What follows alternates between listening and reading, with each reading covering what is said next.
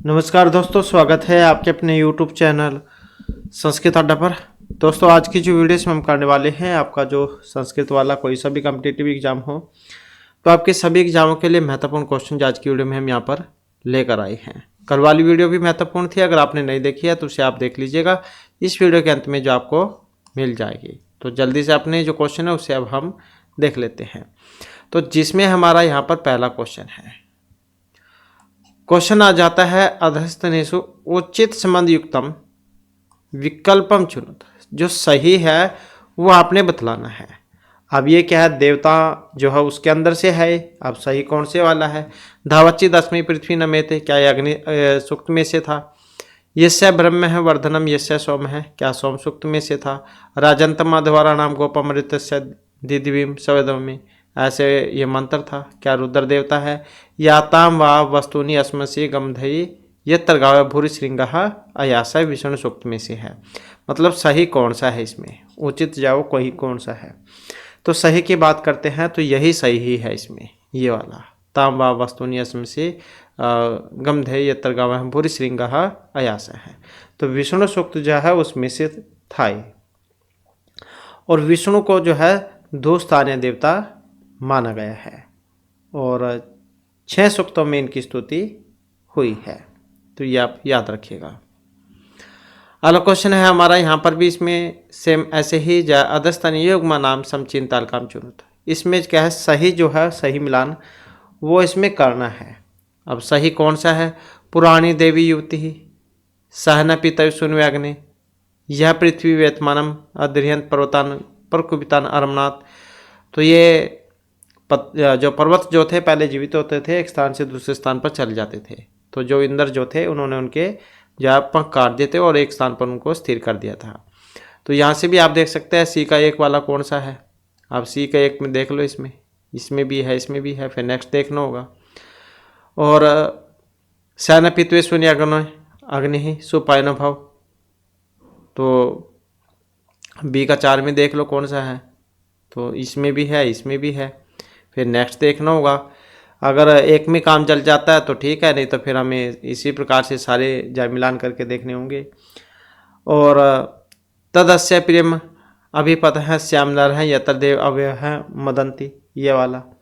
तो ये विष्णु में से है, इसमें से डी का 2 में से। अब डी का 2 इसमें भी है और इसमें भी है, तो ये देखना था हमने। तो यही से आंसर इसका हो जाएगा। और पुरानी देवी युवती ये वाला, ये किस में से था? तो ये ऊषा जो है ऊषा सूक्त में से था ये। तो इस प्रकार से जो है इनका मिलान यहाँ पर होगा इसमें।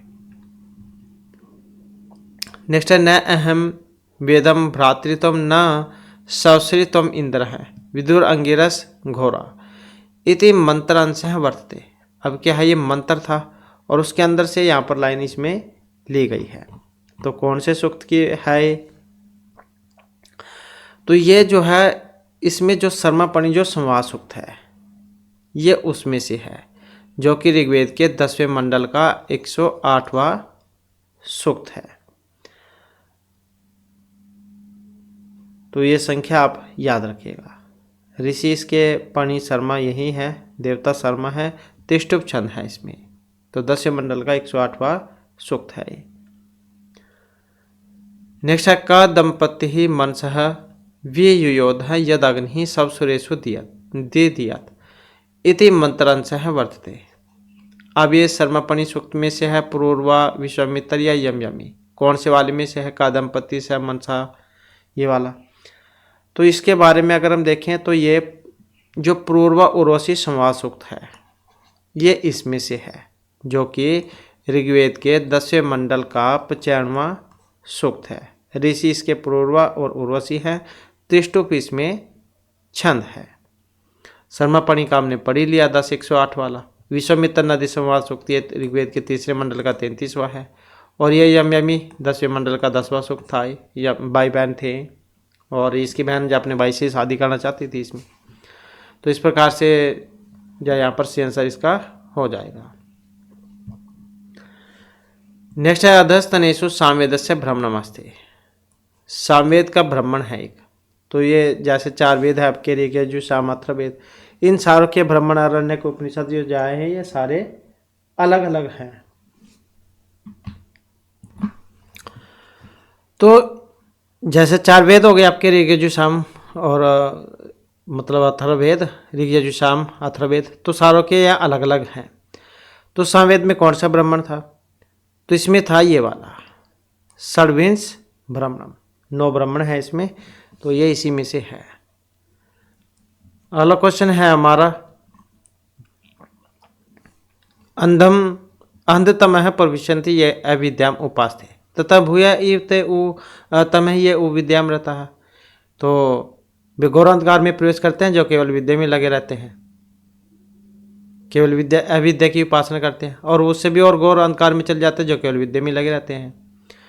तो संदर्भो एवं वर्तते कठोपनिषद, श्वेतर श्वेतर, ईशावास्य उपनिषद या बृहदारण्यक उपनिषद। तो किस में से आया था ये वाला मंत्र? तो इस मंत्र का जो संबंध है यह रहेगा ईशावास्य उपनिषद में से, जो कि शुक्ल यजुर्वेद की माध्यदिन शाखा से संबंधित है और 40 अध्याय है इसमें। तो ये जो ईशावास्य उपनिषद इसमें से है। ईशावास्य उपनिषद और ये बृहदारण्यक उपनिषद ये जो है दोनों के दोनों शुक्ल यजुर्वेद में है। ईश्वर सृष्टि उत्पत्ति काले वेद नाम उत्पत्ति काल इति का स्वीकरोति मैकडॉनल्ड, मैक्स मुलर, एम निंटनिस या मेर्सी दयानंद। तो सृष्टि उत्पत्ति काल एवं वेदा नाम उत्पत्ति काल कौन स्वीकार करते हैं? तो ये स्वीकार करते हैं मेर्सी दयानंद।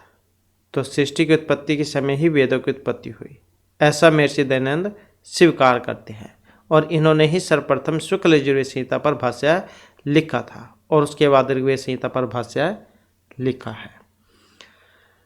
नेक्स्ट आ जाता है अधस्तन युग्म नाम समचिंताल काम चुनुत। सही जो है वो बतलाना है इसमें। अब इसमें अगर हम देखें जैसे कात्यायन सुलभ सूत्र है, किसमें है? शुक्ल यजुर्वेद में है। त्रिमुनि किस में आते हैं? व्याकरण में आते हैं त्रिमुनि, भी हो जाएगा। ऋक्तंतर प्रति साख्यम ये सामवेद में है, और आपस्तम क्रिया सूत्र जो कि एक जा बच गया कृष्ण यजुर्वेद। तो ऐसे इनका मिलान होगा। अब इसका मिलान करने में देख सकते हैं कौन सा बनेगा, तो ये वाला इसका हो जाएगा। अगला क्वेश्चन है हमारा, वेद नाम विकृति पाठ कति विध है? विकृति पाठ होते हैं 3, 8, 5 या 9। कितने होते हैं विकृति पाठ? तो वेदों में 8 प्रकार की विकृतियां बतलाई गई है। कितनी? 8 विध है, 8 प्रकार की। कौन कौन सी? जटा, माला, शिखा, रेखा, ध्वज, दंडो, रथ, घन है ये वाली। मतलब जटा, माला, शिखा, रेखा, ध्वज, दंड, रथ, घन ये वाली। तो इस प्रकार से जो है अष्टविधा 8 प्रकार की जो है वेद में विकृति पाठ बतलाई गए हैं। अगला क्वेश्चन आ जाता है, द्विविधा विभाजन क्रम वर्तते अथर्व, ऋग्वेद, ईश या कठोपनिषद। तो द्विविधा विभाजन क्रम वर्तते, तो इसका संबंध है ऑप्शन बी से, मतलब ऋग्वेद से। तो ऋग्वेद का 2 प्रकार से विभाजन किया गया है, मंडल क्रम में और अष्टक क्रम में। मंडल क्रम की बात करें तो कितने थे इसमें? 10 थे, 10 मंडल हैं। और कितने हैं? 85 अनुवाक हैं, 1028 सूक्त हैं, 10 580 मंत्र हैं। और अष्टक क्रम की अगर हम बात करें, अष्टक में 8 तो अष्टक ही हो गए, और 64 अध्याय हैं, 64। तो 8 अष्टक 64 अध्याय। 2006 इसमें वर्ग हैं, तो ये आप याद रखिएगा। नेक्स्ट आ जाता है हमारा क्वेश्चन, शुक्ल यजुर्वेद से कति शाखा सम उपलभ्यन्ते। तो कितनी हैं शुक्ल यजुर्वेद की शाखाएं? 4, 3, 5 या फिर 2। तो शुक्ल यजुर्वेद जो इसकी 2 शाखाएं हैं, जो कि ऑप्शन 4 में है। शुक्ल यजुर्वेद की कितनी शाखाएं हैं? 2, वाजसनेयी या माददिन शाखा और कन्नव शाखा। तो ये तो हो गई शुक्ल यजुर्वेद की, वाजसनेयी या माददिन और कन्नव शाखा। जबकि जो कृष्ण यजुर्वेद है इसमें प्राप्त होने वाली जो शाखाएं हैं इसमें आ जाएंगी आपकी तैत्तिरीय, कठ, मैत्राणी, कापिष्ठल, ये वाली। और सामवेद में आ जाएगी जैमिनीय, और अथर्ववेद में आ जाएगी पिप्लाद और शौनक शाखा। तो इस समय तो ये 2 ही उपलब्ध है इसकी। अगला क्वेश्चन है अधस्तन युग्म नाम समचीन तालकाम चुनुत। इनका भी सही बतलाना है, सही कौन सा है इसका। अब इसमें अगर हम यहाँ पर सही देखें तो जैसे आचार्य पिंगल मुनि है, पिंगल मुनि को किसके लिए जाना जाता है? छंद शास्त्र के लिए, छंद शास्त्र के लिए जाना जाता है इनको। अब 1 का 3 में देख लो कौन सा है, ये भी है, ये भी है। फिर नेक्स्ट देखना होगा हमने सुलभ सूत्र। सुलभ सूत्र का संबंध किससे है? कलप से है। श्रोत्र गृह धर्म और सुलभ सूत्र ऐसे 4 होते हैं, तो ऐसे हो जाएगा इसका बी वाला। अब बी का 4 में देख लो कौन सा है, बी का 4 ये भी है, ये भी है। तो इसका मतलब कौन सा बनेगा? ये वाला हो जाएगा। लगधाचार्य के किस लिए जाना जाता है? लगधाचार्य को जाना जाता है ज्योतिष के लिए, तो ये वाला हो जाएगा इसका। और तद इदम विद्यास्थानम व्याकरण से कार्षण्यम स्वार्थ साधकम च, ये वाला, इसका संबंध किससे था? तो ये था निरुक्त के लिए। तो इस प्रकार से जो है इनका मिलान यहाँ पर हो जाएगा। इसके बाद जाता है नेक्स्ट हमारा, नेक्स्ट है हमारा महत की मस्ती। प्रकृति विकृति, प्रकृति विकृति, न प्रकृति न विकृति है। अब महत क्या है? तो संख्या के अनुसार महत बुद्धि, प्रकृति और विकृति ये दोनों हैं। और लक्षण जो एक श्लोक है उसके माध्यम से भी जो इनके बारे में बतलाया गया था। मूल प्रकृति विकृति महत आदि प्रकृति विकृति है सप्त, षोडश है तो विकारन न प्रकृति न विकृति पुरुष है, और पुरुष को न विकृति और न ही प्रकृति माना गया था। तो संख्या के मत के अनुसार महत प्रकृति और विकृति दोनों हैं। तो कौन सा हो जाएगा? ये वाला। महत क्या है? प्रकृति विकृति। इसके बाद जाता है तद लिंग लिंगी पूर्वकम लक्षणम इदम कस्य। शब्द प्रत्यक्ष अनुमान या उपमान, किसका था यहाँ पर लक्षण? ये लिंग लिंगी पूर्वकम ज्ञानम अनुमानम, तो किसका था ये? अनुमान का। वह अनुमान पूर्ववत, शेषवत और सामान्य अदृष्ट, इस रूप से 3 प्रकार का होता है। नेक्स्ट है व्यक्तम कीदृक् न भवति, हेतुमत अव्यापी अनाश्रितम स अव्यम। तो व्यक्त किस प्रकार का नहीं होता है? तो संख्या के अनुसार व्यक्त 16 पदार्थ जो वो अनाश्रित नहीं होते हैं, मतलब व्यक्त आश्रित है, क्योंकि अहंकार से उत्पन्न 16 पदार्थ, जिसमें पंच ज्ञानेन्द्रियाँ, पंच कर्मेंद्रियाँ, पंच तन्मात्राएँ और 1 मन, ये वाला आ जाता है। तो व्यक्तम कीदृक् न भवति, अनाश्रितम, अनाश्रितम। नेक्स्ट आ जाता है हमारा क्वेश्चन तद ऐक्य परमेश्वर तत्प्रतिपादन उपनिषद प्रमाणस्य च बोध्य बोधक भाव है। वेदांत अनुसारम लक्षणम इदम कस्य अस्ति। अधिकारिण विषय प्रयोजन या संबंध का, तो किसका है? तो इसका संबंध ऑप्शन सी से है, मतलब संबंध का है। जीव और ब्रह्मा के ऐक्य रूप परमेय और उसका प्रतिपादन करने वाले उपनिषद रूप प्रमाण का परस्पर बोध्य बोधक भाव ही इस शास्त्र का संबंध है, और यही संबंध का लक्षण है।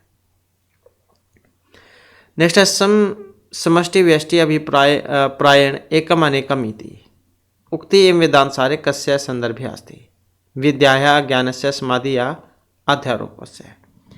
तो किसके बारे में है? तो वेदांत सार में अज्ञान के संदर्भ में कहा गया है कि यह अज्ञान समष्टि, समष्टि क्या मतलब समूह, और व्यष्टि के अभिप्राय से क्रमशः एक और अनेक है। जैसे आप वृक्षों का समूह है उसे आप वन कह देते हैं,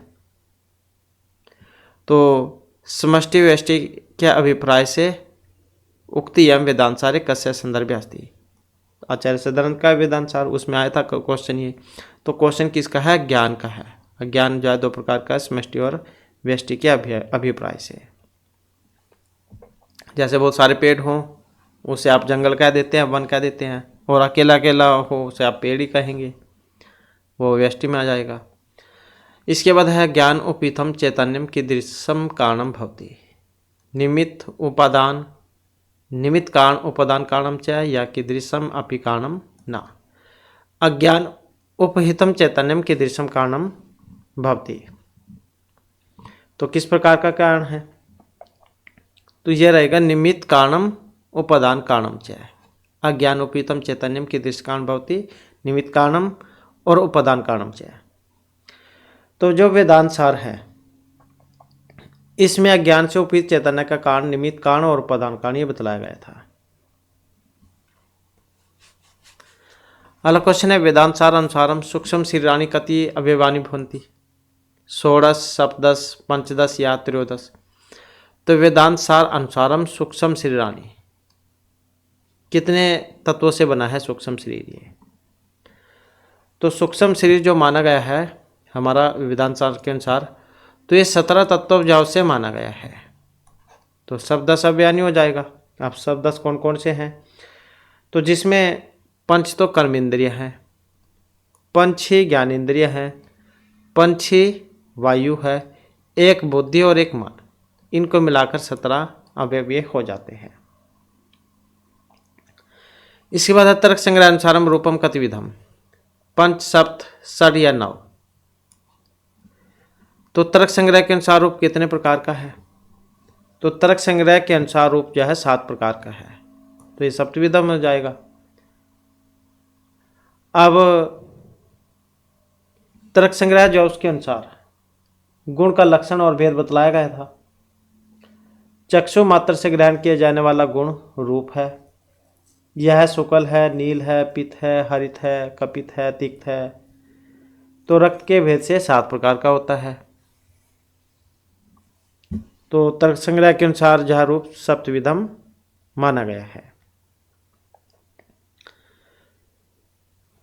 यह वैसे नहीं समझ सकते हैं जैसे 7 कलर है उससे समझ सकते हैं आप। तो इसको तो आप जैसे 7 कलर होते हैं इस तरीके से समझ सकते हैं। नेक्स्ट आ जाता है हमारा गो अश्व है पुरुष हस्ति इति पद समुदाय प्रमाणम कथो न भवति। योग्यता विरहात, आकांक्षा, सानिध्य या पद समूह अभावात। तो गो अश्व पुरुष हस्ति इति पद समूह प्रमाणम, यह है वाक्य का क्वेश्चन। तो ये ज्ञानम भट्ट के द्वारा रचित तर्क संग्रह है। तो इसमें चौथे प्रमाण शब्द प्रमाण में वाक्यार्थ ज्ञान के 3 हेतु आकांक्षा, योग्यता और सनिधि, इनको बतलाया गया था। तो इसमें गौ अश्व है पुरुष हस्ति, इसमें कोई आकांक्षा न होने के कारण ये प्रमाण नहीं है। किसके कारण प्रमाण नहीं है? आकांक्षा होने के कारण प्रमाण नहीं है। जैसे उसका आता है योग्यता वाला कि अग्नि न सिंचती, तो अग्नि के द्वारा नहीं सिंचा जाता, पेड़ में तो पानी दिया जाता है, तो योग्यता नहीं है। तो इस प्रकार से जो है ये गौ अश्व पुरुष हस्ति ये हमने कह दिए, अब इनका कोई मतलब नहीं है। ये तो ऐसे कहने था गाय को ले जाओ और घोड़े को बांधो, तो मतलब कुछ वाक्य बनना चाहिए था, अब इसका तो कुछ नहीं बना। तो इसी कारण से आकांक्षा विरहात जो वाक्य नहीं है। इसके बाद आ जाता है नेक्स्ट हमारा असाधारण धर्म कस्य लक्षणम, लक्ष्य उद्देश्य आत्मन या परीक्षाया, किसका है? तो इसका जो संबंध है ऑप्शन ए से रहेगा, तो ये लक्षण का है। तो तर्क भाषा जो है उसके अनुसार लक्षण का लक्षण है असाधारण धर्म वचनम। यहाँ यदि यहाँ केवल धर्म वचनम लक्षणम इतना ही कहा जाता तो असाधारण विशेषण का ग्रहण नहीं किया जाता, तो यह लक्षण से जातीय या विजातीय पदार्थों की व्यावृत्ति नहीं कर सकता और न ही व्यवहार का निमित्त ये होता है। तो यहाँ यदि केवल धर्म वचनम लक्षणम यह कहा जाता तो असाधारण विशेषण का ग्रहण नहीं किया जाता, तो ये लक्षण सजातीय और विजातीय पदार्थों की व्यावृत्ति नहीं कर सकता और न ही व्यवहार का निमित्त होता है। तो असाधारण कस्य लक्षणम लक्षणस्य, ऑप्शन ए वाला हो जाएगा इसमें। नेक्स्ट है तर्क भाषायाम प्रकर्षम हेत्वाभासस्य का अपरा संज्ञा बाधित विषय सेव्य विचार सत प्रतिपक्ष या अनुपसंहारी। तर्क भाषायाम प्रकर्षम हेत्वाभास, तो इसमें अगर हम यहाँ पर देखें तो तर्क भाषा किस मिश्र की है तर्क भाषा, तो इसमें 5 प्रकार के हेत्वाभास जो है बतलाए गए थे। एग्जाम में आता भी है हेत्वाभास कितने होते हैं, तो ये 5 प्रकार के होते हैं। तो उसमें से प्रकर्षम हेत्वाभास का एक नाम सत प्रतिपक्ष भी है और इसका लक्षण विरुद्ध परामर्श हेतु हो सत प्रतिपक्ष था, ये भी है। जैसे कि शब्द नित्य है कार्यत्वात घटवत, तो इस प्रकार से जो है इसका कौन सा बनेगा, सत प्रतिपक्ष है। तो लक्षण आप याद रखिएगा, विरुद्ध परामर्श हेतु सत प्रतिपक्ष है, यथा शब्द नित्य है कार्यत्वात घटवत। नेक्स्ट है तर्क भाषानुसारम समय कारणम की गुण कर्म द्रव्य या सामान्य क्या है तर्क भाषा के अनुसार समय कारण। तो तर्क भाषा जो उसके अनुसार 3 प्रकार के कारण बतलाए गए थे। कारण का क्वेश्चन है, 3 होते हैं कारण, समवायी, असमवायी और निमित्त कारण। तो समवायी कारण क्या है, गुण कर्म द्रव्य या सामान्य, तो इसमें रहेगा द्रव्य, जो कि ऑप्शन बी में है। यहाँ पर यत्र समेत कार्यम उत्पद्यते तत् समवायी कारणम, यथा तंतु पट के प्रति समवायी कारण है और ये द्रव्य में होता है। पठती क्रियापदम कीदृश भाषा उदाहरणम अस्ति, अयोगात्मक प्रसलिष्ट सलिष्ट या असलिष्ट योगात्मिक।